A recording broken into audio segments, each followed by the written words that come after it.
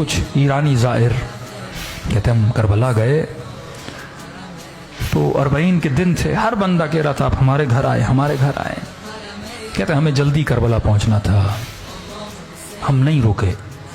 एक छोटा सा गांव था बीच में, एक बूढ़ा 75 साल का, उसने आकर हमारे कदम पकड़ लिए। इतनी शिद्दत से रो रहा था, लग ये रहा था अगर इसकी दावत को कबूल न किया कहीं इसे यहीं पे सख्त तारी ना हो जाए। ज्यादा नहीं, बस आओ मेरे सुफरे पे खाना खाओ, अगर तू मेरे सुफरे पे खाना खाएगा मैं ऐसे महसूस करूंगा कि गोया हुसैन मेरे घर में मेहमान बन के आए हैं। खुलूस। हमने कहा बूढ़ा है, हमने कहा ठीक है खाना खाएंगे पर जल्दी निकल जाएंगे। कहा ठीक है 1-2 घंटा आराम करो, अपनी जोराबे दो, मेले कपड़े दो, वो भी धुलने के लिए देता हूँ, थोड़े फ्रेश हो जाओगे, 2 लुक़मे खाने खाओ, मुझ गरीब का दिल खुश हो जाएगा। कहते हैं उसके घर हम चले गए, उसने कहा ठीक है मैं 1 घंटे में खाना तैयार करता हूँ। हम थोड़ा कमर सीधी करके बैठ गए। उस बूढ़े के घर की दीवार के ऊपर एक पेंटिंग लगी थी। पेंटिंग थोड़ी अजीब थी जिसने हमें अपनी तरफ खींचा। हमने क्या देखा, उस पेंटिंग पे एक ताबूत है, मस्जिद है अंदर, उस ताबूत के साथ में कब्र है खुदी हुई। हमने कहा ये कैसी पेंटिंग है, लोगों के घरों में जाओ या करबला की जरिए ये चीजें हैं, लेकिन ये कैसी पेंटिंग है जिसमें ताबूत है, ताबूत के अंदर मैयत और सामने खुदी हुई कब्र है। बूढ़ा आया, हमने कहा बूढ़े बताओ ये पेंटिंग का माजरा क्या है। उसने कहा पहले खाना खा लो, कहीं ऐसा ना मैं बताऊं तुम रोने लगो। मौला के ज़ाहिर हो, सुकून से खाना खाओ। इसरार किया कर नहीं, खाना खाओ। खाना खा लिया हमने कहा अब बता। कहा ये जो ताबूत देख रहे हो ये मेरा ताबूत है, ये जो कब्र देख रहे हो ये मेरी कब्र है। एक दिन मैं मर चुका था, मेरा जनाजा ताबूत में था, इसी तरह मेरी कब्र खुदी हुई थी। आज जो मैं तुम्हारे सामने जिंदा हूं ना, ये हुसैन की दुआ का नतीजा है। ऐसे कई मौजूज़े हो चुके हैं। कहा जरा समझा तू कहना क्या चाहता है। कहा मेरे पूरे गांव वाले से पूछो कि ये बूढ़ा जिसके घर हमने खाना खाया है इसका माजी कैसा था, तो सारे गांव वाले गवाही देंगे हमारे गांव में इससे बड़ा कोई फासिक नहीं था। मुझे नहीं याद कोई ऐसा गुनाह था जो मैंने नहीं किया। मेरा हुसैन इब्न अली से लेना देना नहीं था, मेरी एक अपनी गफलत की जिंदगी थी। सद्दाम वासिल जहन्नुम हुआ, 40 का सिलसिला शुरू हुआ।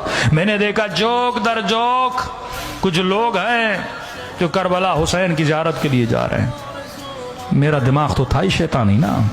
मैंने कहा जाता हूँ इन ज़ायरों को लूटता हूँ, किसी का मोबाइल लूटूंगा, किसी के पैसे लूटूंगा, थके हुए टूटे हुए सो जाएंगे, लूट लूंगा।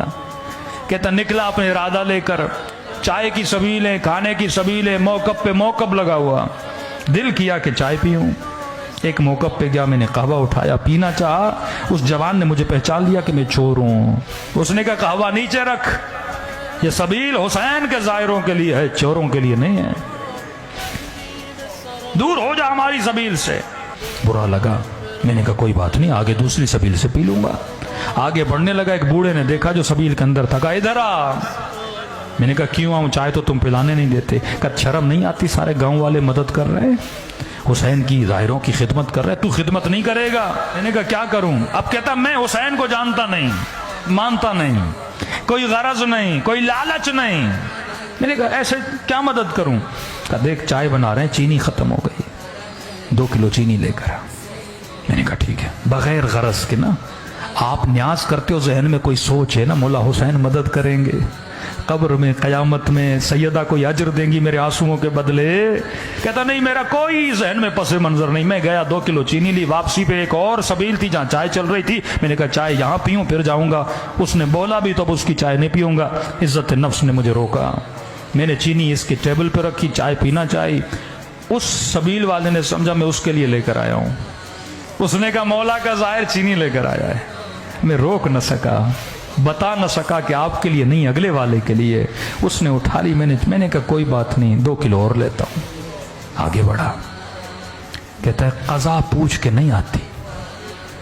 आज मजमे में बैठा अगर मोमिन ये समझ रहा है ना 2 साल के बाद मरूंगा, 10 साल के बाद मरूंगा, ये तेरी भूल है। सेकंड लगते हैं रूह को बदन से निकलने में। कहता है सीने में तकलीफ हुई, जमीन पे गिर पड़ा, अचानक देखा रूह निकल चुकी है, बदन जमीन पे पड़ा हुआ है। लोग दौड़े दौड़ा चेक किया कि बंदा मर चुका। का इतना फासिक था, मेरे जनाजे को कांधा देने के लिए मेरे रिश्तेदार तैयार नहीं थे। 4 मजदूर ढूंढे, उन्होंने कांधा दिया। سمجھ رہا تھا خواب دیکھ رہا ہوں، لیکن جب اپنی کھدی ہوئی قبر کو دیکھا، تابوت پہ اپنے جنازے کو دیکھا، میں نے کہا خواب نہیں، مر چکا ہے۔ کہتا ہے اس عالم میں پریشان کھڑا تھا، کسے پکاروں؟ بندہ کچھ کرے تو اللہ کو پکارے نا، میں خدا کو صحیح سے مانتا تھا۔